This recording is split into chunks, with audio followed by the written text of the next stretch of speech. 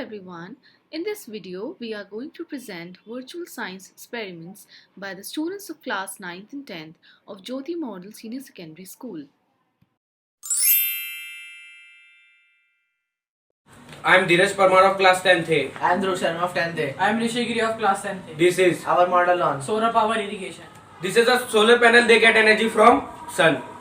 This is the windmill. It generates electricity. When electricity generate, pumps started transfer water to water tank. The water tanks. Supplying water. To the farms.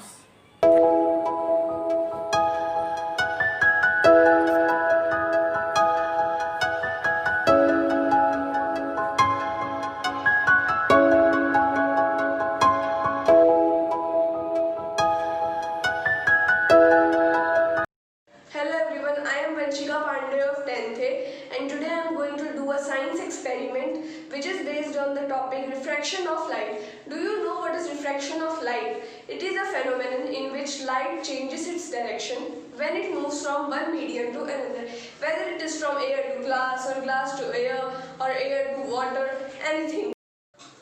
Let us do our experiment.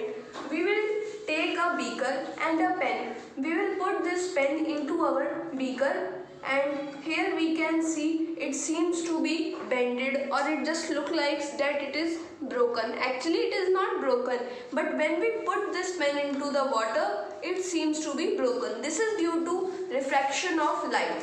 Similarly, if we put a lemon into water, its size seems to be bigger than its actual size. These all phenomena are due to the refraction of light. Thank you. Good afternoon everybody. My name is Priyanka and I am from class 10th A. I am Anjali of 10th A. And today we are here to present our model on human digestive system. The food is ingested in mouth where it is chewed thoroughly by our teeth and through esophagus it goes to our stomach. Our stomach consists three gastric glands, mucus, pepsin and hydrochloric acid which helps the food in digestion. Then our liver process come in which it secrete bile juice. Bile juice help in the digestion of fat in our food. Then gallbladder comes. Gallbladder help in the concentration of our bile juice and our food. And pancreas comes which secrete pancreatic juice and also have enzymes like lipids and proteins. After that our food finally is in small intestine where protein change into amino acids and fat change into fatty acids and complex carbohydrate change into glucose. After that our food finally goes into large intestine where the absorption happens and assimilation also happens. Through this our food goes to a different part of the body and the waste food goes out through anus. That was our model on human digestive system. Thank you.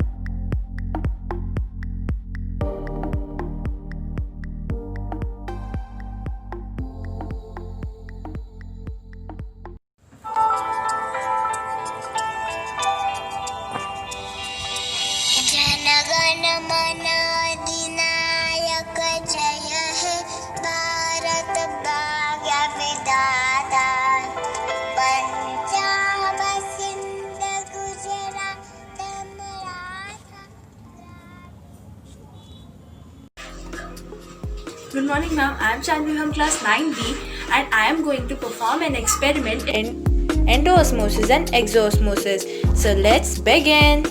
Osmosis, the process by which molecules move out of the cell, is called exosmosis. Endosmosis, the process by which water molecules enter a cell, is called endosmosis. So let's do the experiment to understand this more. We need a glass half filled with water and some raisins. So let's put these raisins in water and wait for some time. After 2 hours, we will observe that these raisins will swell up. But why? This is because of endosmosis. There is low concentration inside the raisins, so the water outside the raisins enter in. So let's understand exosmosis. Now we need a glass filled with salt water and we have to put our fingers in it and watch for some time.